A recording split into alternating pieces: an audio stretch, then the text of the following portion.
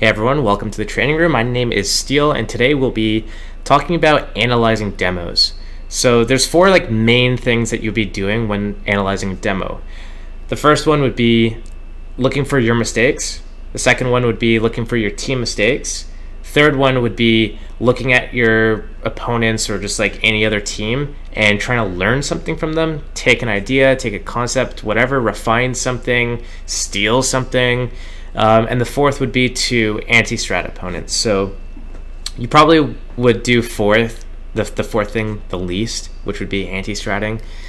You probably won't do that as much. Only the top teams that know that they're going to play each other again, they'll anti-strat each other. But for the most part, the most that you can take out of it is learning from another player, specifically a player from a top 5 team, for example.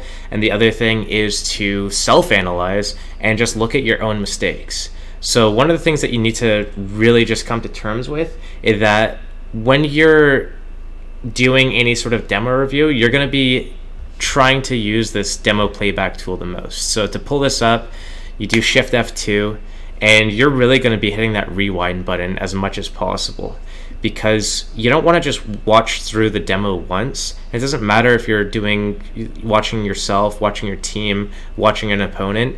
You always want to go back and rewatch it from a different perspective and catch some detail that you didn't see before. So that's the first thing that you have to keep in mind, is that it's not going to be, oh, this demo, we can see it's a 58-minute long demo. I'm not going to sit here for the 58 minutes.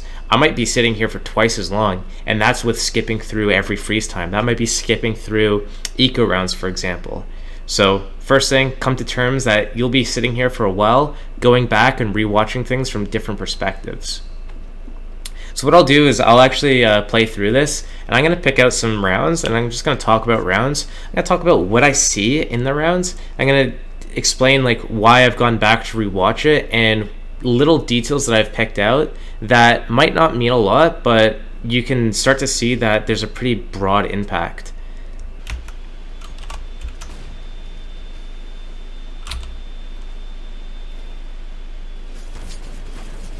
So this is one of our set plays, and I actually like what's happening here. This is a pretty cool round. So what's happening here is we're going to rush Ivy. We're going to have Wardell coming out mid, and I'm going to be smoking E-Box and then flashing for him to peek safely down towards Ivy and get this kill. So he's going to look out. He gets one of these kills, and then the other player was already pushed into Ivy. He's going to get traded out pretty quickly. And now we're outside, and we're splitting from both Team Mid and from Ivy, both at the same time. This player's just getting out into the smoke or something, and the other player's backlane, so I'm covering for the bomb plant. I see his legs, so I just start shooting at him. I'm going to get to safety here. My teammate's fighting him. I'm going to peek off that. Okay, so I want to go back and I want to look at my flashes. Did my flashes get those enemies running out Z so that Wardell could safely pick that guy that was running towards Ivy? So I'm going to look at it from their perspectives and see to make sure my flashes are doing well. So 2 flashes, they're unable to see him coming out, and they're worried about ladder as well. So I'm going to go back and watch it from Guardian's POV to see why he didn't post up, because it looked like okay, so yeah, he was full blind from that, so he couldn't see anyone even get out. So that's exactly what I wanted to know. I wanted to make sure that the flashes I did, I'm gonna go back and I'm gonna see the flashes I did and what timing it was, because it looked like it was pretty spot on. So I'm smoking E-Box. First flash comes. Second one comes. Okay, so my teammate on the way towards Ivy, one of my teammates actually threw a pre-flash over mid. So that's the one that didn't get Guardian. And then my flash, when I threw it over, did get him. So that's pretty important to note. So that was good flash routine. We got that kill. So one Ivy guy's dead. We're going to kill another Ivy guy. So we can expect that all the enemies from that point on are going to be Z inner bomb train area. or potentially behind the E-box smoke. Those are the 4 places.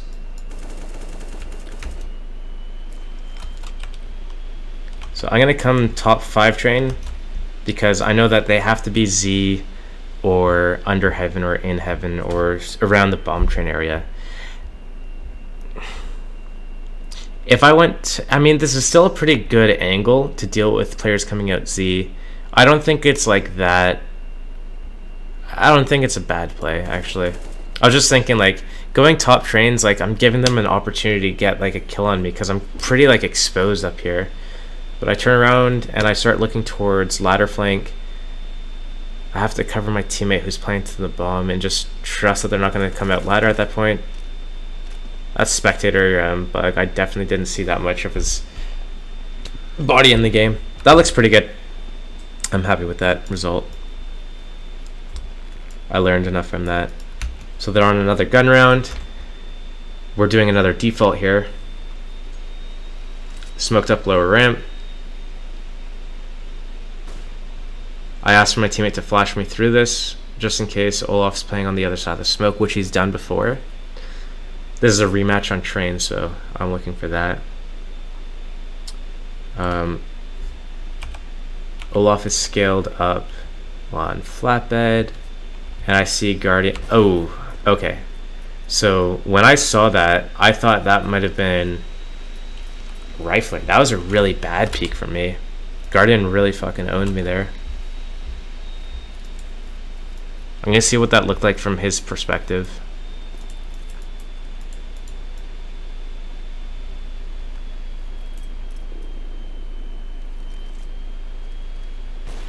That's a really cool peek from Guardian.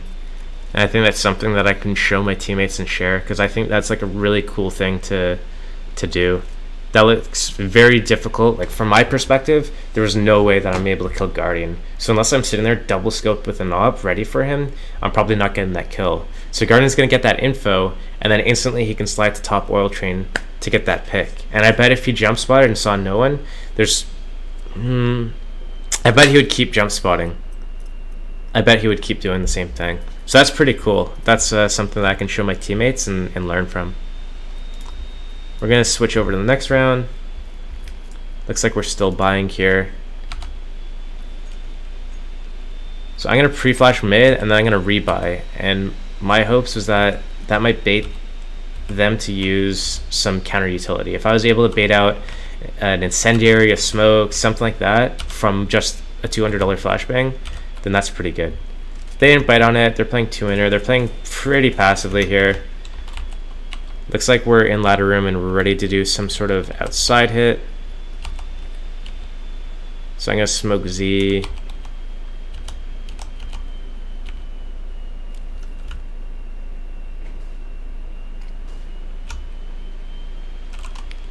Kusa went out mid. Wait, what are we doing here?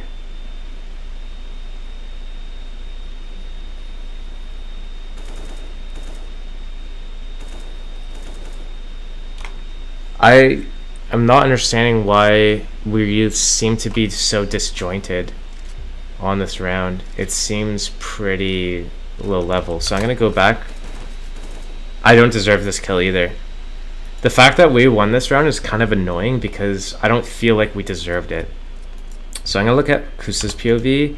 I'm also gonna look at the POV from my other teammates. So I'm gonna rewatch this 4 times because I want to know why this seems so disjointed, why our AK was like running out first, and why we were doing nothing in T middle.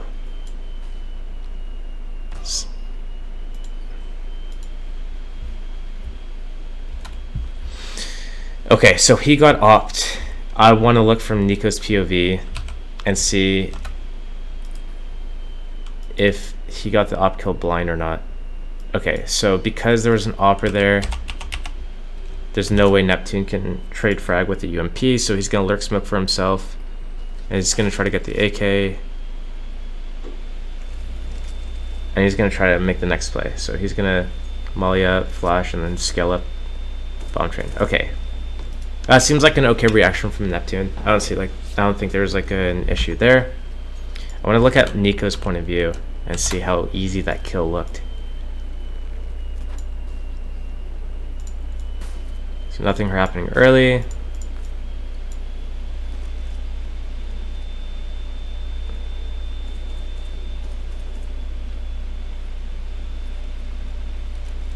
Smoking deep team mid. Okay, so they probably heard him scope here and molly, so they probably called for flash. So this is an audible. I'm gonna smoke Z and then flash mid for them.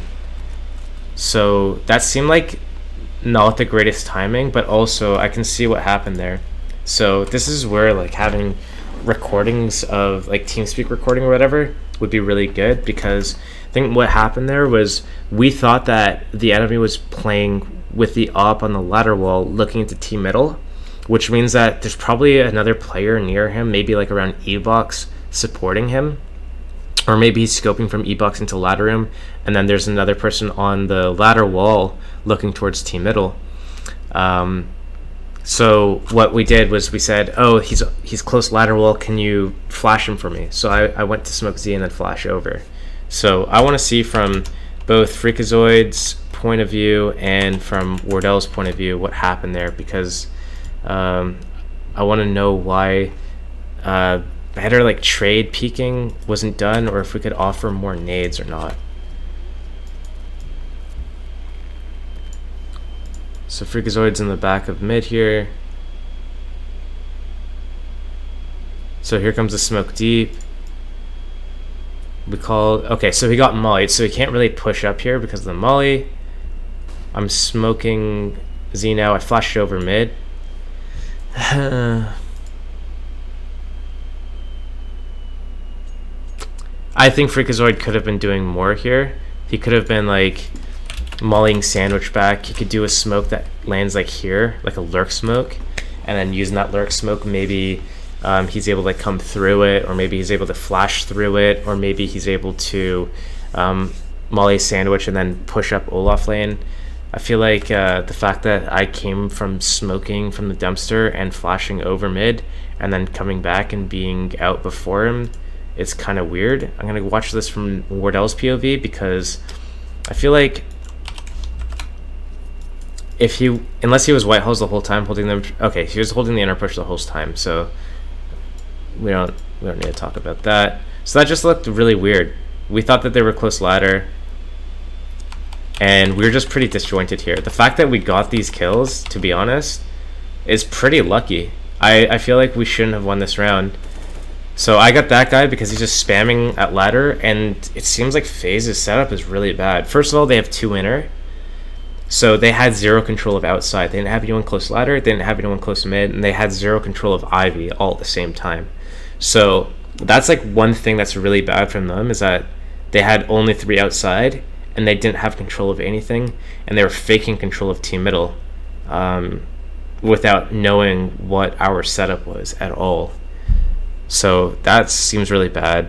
So I kill Rain because Rain's spamming at a ladder smoke, and then Nico went up to heaven and he wasn't really ready for me to be out. So that's like another mistake from them. It's like Nico could have been so many different places after he got that kill, I feel. I guess not. I think that's like a fault of their setup at the start of the round, because they opted to play 1 on bomb train, 1 Z, and 1 back lanes as their 3 outside setup. I think this is a big fault on FaZe's point, because that's just not a good setup. Where are their inner players going to rotate to if we do an outside hit, you know? I think that's a pretty big blunder from them. So I get that second kill as well. So we just went from a 4 versus 5 to a 4 versus 3 just there.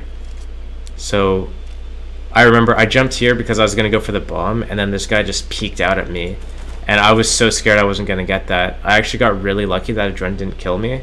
That was a bad play. I should not have gone for the bomb. I should have stayed where I was, or I should have dropped into sandwich. What I did there was probably not good, and I'd probably die more times than not trying to do that. And then I'm still up here, which is kind of sketch. I got lucky again that Guardian missed me there too. I got really lucky for those last 2 kills. We honestly probably didn't deserve that round, but because FaZe had a really bad setup, we got away with doing that. I don't think the play Kusta made was bad. I think that was a pretty good audible, because if FaZe was playing close lateral like we thought they were when we called to do that play, I think that would have been a really good, just like, hey, they're playing close lateral, smoke Z and flash over ladder, I'll swing out, Neptune's with him, Freakazoid's team mid, Freakazoid could swing out as well and get the trades. He got mullied off just before that happened, so he didn't go. I came out top blue and got the trades, but they just faked that they were in that position and they fell off of it. So they baited us to come out to a degree, but their setup behind that was terrible. So I took all that from that round. So I'm deep into second half. I got enough of a view of first half. We won with a pretty sizable margin, but we've just lost 1-2. So pistol, eco, first gun round, another round that we saved, 2 weapons, and we're this far into the demo now. So we need to start picking up rounds. We've only had 1 gun round so far. And yeah, didn't look that great. So my pre-flash fully got Guardian for a few seconds there actually, so that's pretty nice. We're in ladder room, we're close team middle. We just gave up Ivy, and we're getting a rotate inner.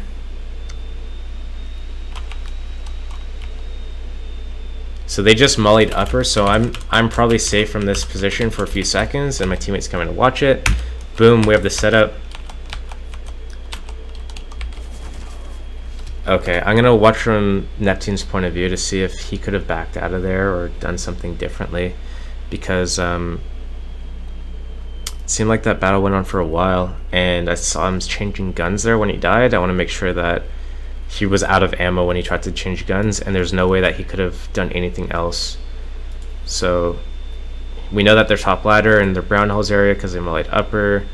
They've made footsteps, they've broken glass.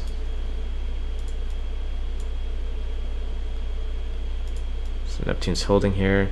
He hears them jumping above him. They mollied outside. They flash. No, see, that... He had 7 bullets left in his gun. There was a molly behind him, he couldn't fall back. So he could have, 1, sat there looking up, or 2, could have backed himself into like one of these off angles to hold for the next guy to drop. So that's not great. I, off that contact, pushed into this area here, and I think this is a really good play from me. Just because as soon as that they were fighting ladder, and Neptune was getting a kill, and then he died, so I knew that, you know, there's 4 enemies left, there's at least 1 more above ladder. Chances of someone being in brown holes at this point is pretty low, so I'm going to push into this position aggressive, and if they do come back inner, I've got a really good hold. So I'm able to keep a lot of my teammates outside off of the back of that. And they just trust me to get probably 2 kills. So here's the action. I push into brown holes, I see nobody, they just killed Neptune in ladder room. I still see no one. So I'm able to keep all my teammates outside now because I've inserted myself brown holes, and from their perspective, this is Dren's perspective, he's the first guy here. Okay, he's the second guy here. They did not expect me to be at that off angle, so I get those 2 kills, get the bomb, and I'm able to play inside. So I know that they can go for the bomb, and they could probably come inner at me. The only plays that they really have, the thing is, I didn't see more than just those 2 people. So they could have theoretically had players going up Ivy. They could have had like a lurker team mid. They could have been getting the bomb and going back down ladder. So Kusa's watching for them to get the bomb, go back down ladder, and go outside. Wardell was looking for a team mid lurker. Freakazoid's looking for an Ivy lurker, and they're just trusting me to hold inner.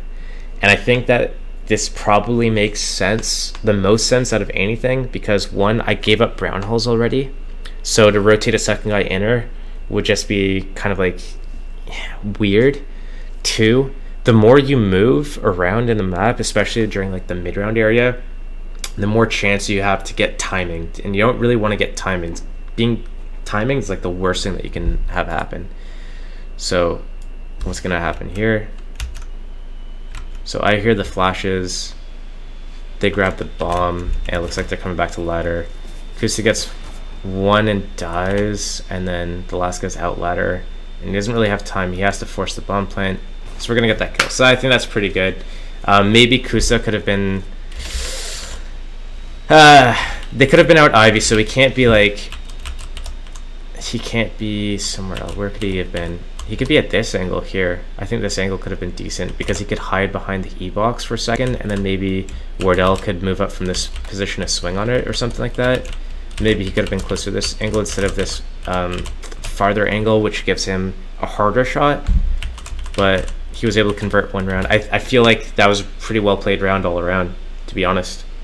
I think that was really well done from us.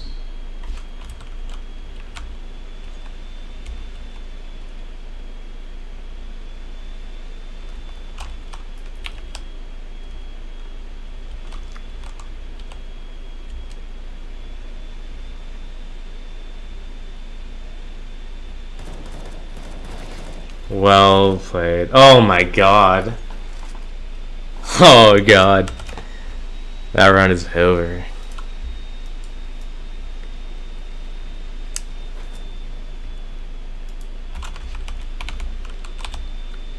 So they didn't see what we did at inner, so we're gonna do it again because we haven't shown our hand yet.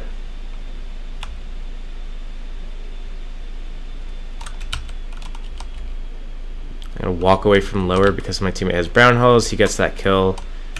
So I'm gonna back away. I'm gonna run now because they can't hear me, and I'm gonna go pick up back lanes because my teammates are playing front yard. So Warrior's looking into mid, Neptune's dealing with ladder, Freak is always watching Ivy come out from hell. That means that if the enemies were to smoke off the front side of the yard, they could go back lanes. So I'm gonna pick that up. I actually remember what happened here from the match. I make a mistake here. I do a really bad peek onto Olaf and he kills me. He punishes me for that bad play, actually. So I knew in my head I should just hold this angle and I shouldn't even peek, or I should be at the far right wall, either or. But the timing of my peek was really bad. If this is the right round, it might be a different round. So here's a molly, and I'm gonna molly a few seconds after his molly, just because he's not gonna come out while that molly's up. So his molly's gone, so I molly him. It actually missed him. So my molly missed. I'm wondering if there's something I can do to make that better. But right here, he knows I'm here because I just threw a molly at him. So he's going to come out and he's going to peek me. So that was actually really poorly played by me. Because one, I missed the molly into the cubby, so I should probably figure out a way that I can bounce the molly into here to spread. And two, I shouldn't have taken that peek. He knew I was here because I threw the molly at him from here. He's going to look for me. So that's a really bad peek from me. I'm going to look at what Kusta did though, because he was able to get the kills on upper inner. He got 2 more after that initial pick. So I'm going to see what he did right there, or to see if it was even right.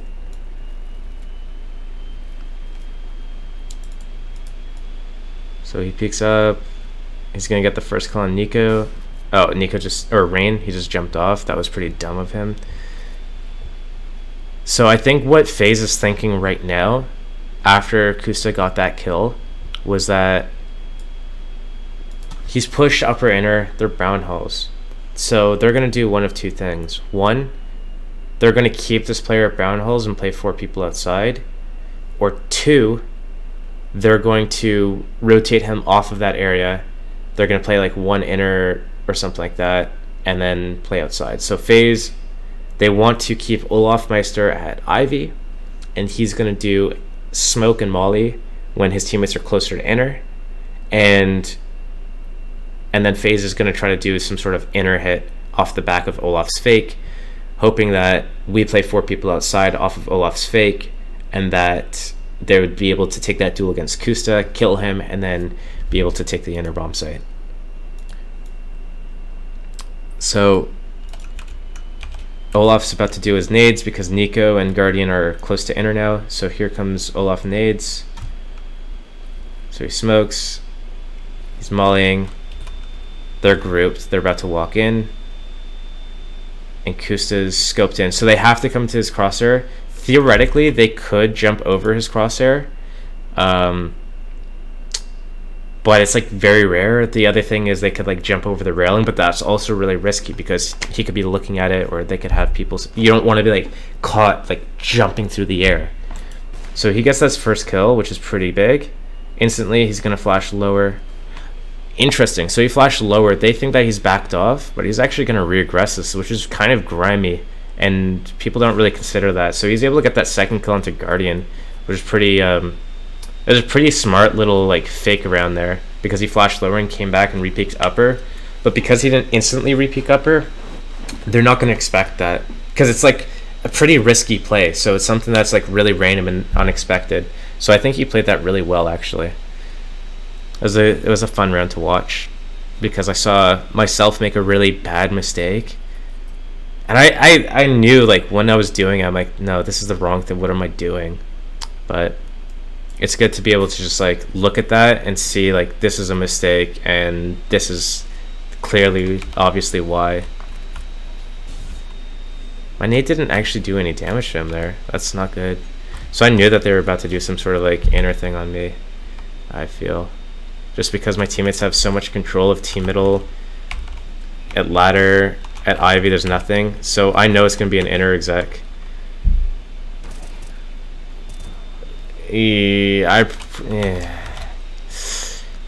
So this is actually the second time we've played FaZe on train, and the first time we played them, when they came inner, they did a lot of sidewalk hits. So on this round, I wanted to molly sidewalk if they were doing an execute, so that they would have to tank my molly, and then I'd have a good angle on them. But this time they only had one guy go sidewalk. Guardian held on lower ramp. Two guys went out to the right, and then I guess one guy went upper. So, okay, so he was posted up on me because I mollied from back pop. So, if I do that molly, I can't swing out to lower ramp without a flashbang. If I'm going to do that molly... So this is where like you start thinking about things, because I thought that throwing the molly there and then peeking lower ramp would have been sick. Or peeking this area because they wouldn't be there, and then if they weren't there I could go walk up. But now I realize that from Guardian's point of view, I mollied from there. Why wouldn't he post up on me from there? So if I'm gonna molly that, I can deal with the people. Like if I am more here, let's go slow. If I'm at this angle here, I can deal with people running through, and if they're not running through, then I can be here holding for people that are running a straight line at me. Maybe that's good. Or maybe... See, I didn't expect them to come from the left though. So maybe they changed the way they executed because they've been going sidewalk so often that they decided to like premeditated to go to the right. We call this area Balrog between Pop Dog and Bomb Train. This area right here, it's called Balrog. And it looked like they came this way before I even threw my molly. I'm gonna look at this one more time from their perspective. Because I want to see if they decided to go Balrog because of my molly, or if they were going to go Balrog anyways. I think that's pretty important to look at.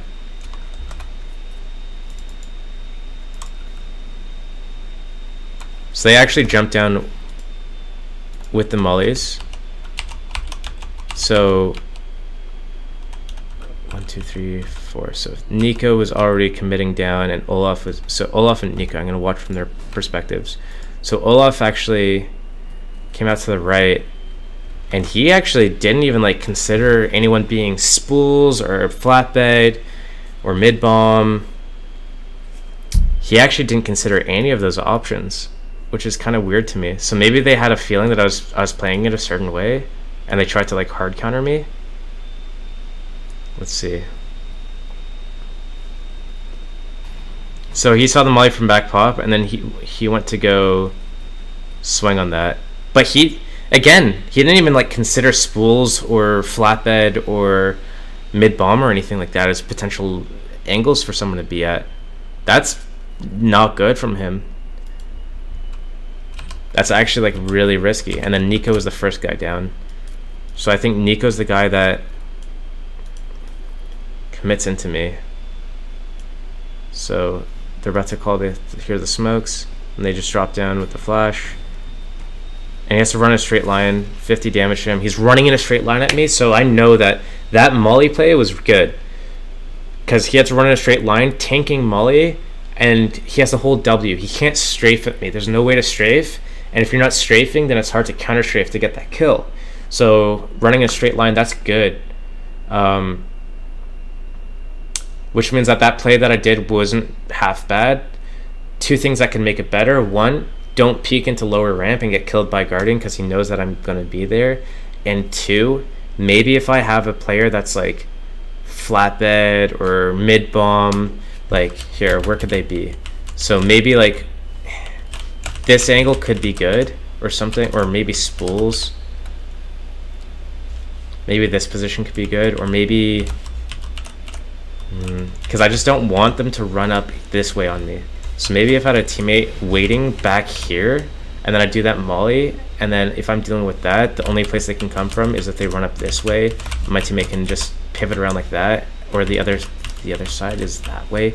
So this is what the good thing about like watching demos is because it gives you thinking about different ways that you can approach a situation. If I'm going to molly sidewalk and play from back here, I have to think about what my next move is. What if I've killed everyone who's pushing sidewalk? What do I do next? I know that peeking this is good because I know I'm there. I know that if I've dealt with the guy that's pushing here, I could probably angle myself here. So I'm going to think about what my teammate can do to help me. Maybe my teammate could be back here watching this angle. What if this gets smoked? That's the next thing. So if he's here watching this angle, will I do this thing? What does he do if he gets smoked off? Okay, he could watch upper, or he could watch this, and then maybe I have to just deal with this on my own, molly this, kill anyone who's pushing through, and then play here and just deal with this. And maybe my teammate can hold this, so the only place that they can come from is if they still push in a straight line up this way. Could be good. I'm gonna roll with that. Next time I'm in that situation, I'm gonna try to deal with that. So that's what I'm gonna raise to my teammates next time I play this map. Is I'm gonna be like, yo, if I'm gonna do this, this is what we're gonna do.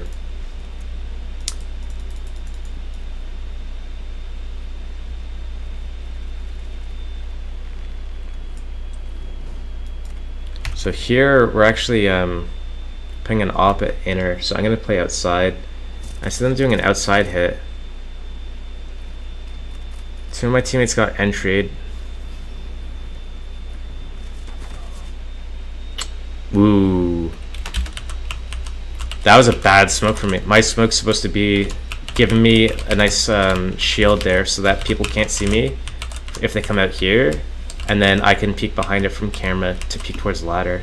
So that was actually way too far to the left. I need to do that smoke. Probably like if I aim towards this bush thingy and I right click, that'd be pretty good. I think I aimed more like in the open here. So that's how I got railed. I should go back though and see what my teammates were doing because I have a feeling that they did something really wrong to allow FaZe to get outside ladder that quickly, that early, for free.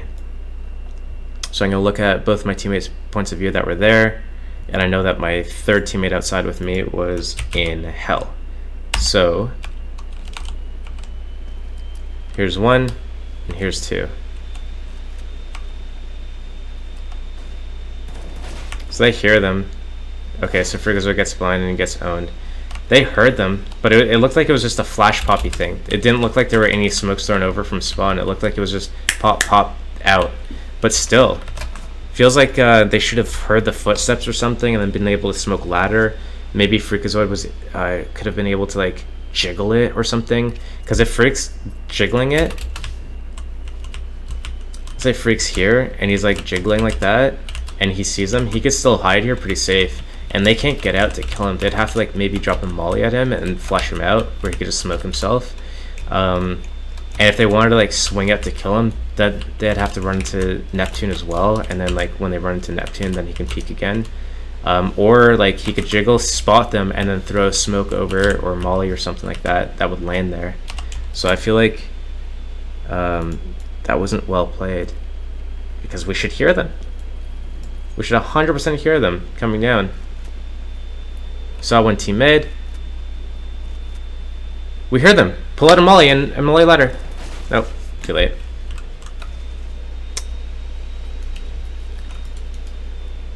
So that didn't work out too well. But Eh, it was weird. It's a weird strat from FaZe because it was very explosive, and we didn't know that they were like they didn't give any telegraphed things away. They didn't smoke over mid early, like, oh hey, we might do this fast outside play. So by the time the flash popped, they were already coming out ladder, and there's no like real like, hey, we're about to do this. So I think it caught my teammates off guard, which is interesting. I wonder if that was a premeditated strat because they knew that we like to play ladder room a lot. I know that Neptune's been playing in ladder room a lot, so maybe they're like, let's go down ladder. If he's in ladder, we kill him, and then if he's outside of ladder, you just flash over and we swing out. Now what's really dangerous is we've been playing an op towards back green a lot, and an opper back here just gets free kills on people running out like that. So kind of weird. So maybe there's two things that FaZe was thinking. One, we've been putting two people in her a few times. Two, we've done double Ivy a few times. And three, we've been playing ladder room a lot. So given all things considered, the chances that they catch us playing close by ladder room is high. The chances that they catch us while we're doing 2 Ivy or 2 inner is pretty high, which means that if they do hit outside from ladder quick, it's 2 players that they'd have to deal with. If 2 people are inner and one's watching Ivy, or 2 people pushed Ivy, then there's 2 close yard and 1 inner, which means that there's 2 people outside that they'd have to deal with, and one of them is most likely around ladder area. So that's actually a cool way of thinking about that stuff, because I haven't really thought about if I'm calling T sides, okay, they're constantly like 2 inner and 1 I. So that's a cool way of thinking about it, because it's going to give me more options for when I'm calling. It's going to be like, yo, I didn't think about it that way. That's actually cool perspective. I'm going to try that. That's cool. Anyways, I hope you guys have enjoyed this. Honestly, like, you can keep going. Like, this is one demo. I've just spent probably like close to an hour just on one demo. I haven't even finished the one demo, and there's so much to just digest from this one game, not only from my perspective but from the enemies. I learned about things that the enemies did. I learned things like I've seen my mistakes. I've considered new options for my plays. I've reinforced my good plays. I've seen bad nades happen. I've seen myself get lucky. I've seen the enemies do bad setups. I've seen all of that just in a 40-minute span of time. So thank you guys for tuning in, and if you want to see more training room videos just like this, remember to check the description. Get more advanced tips for advanced gamers. See ya.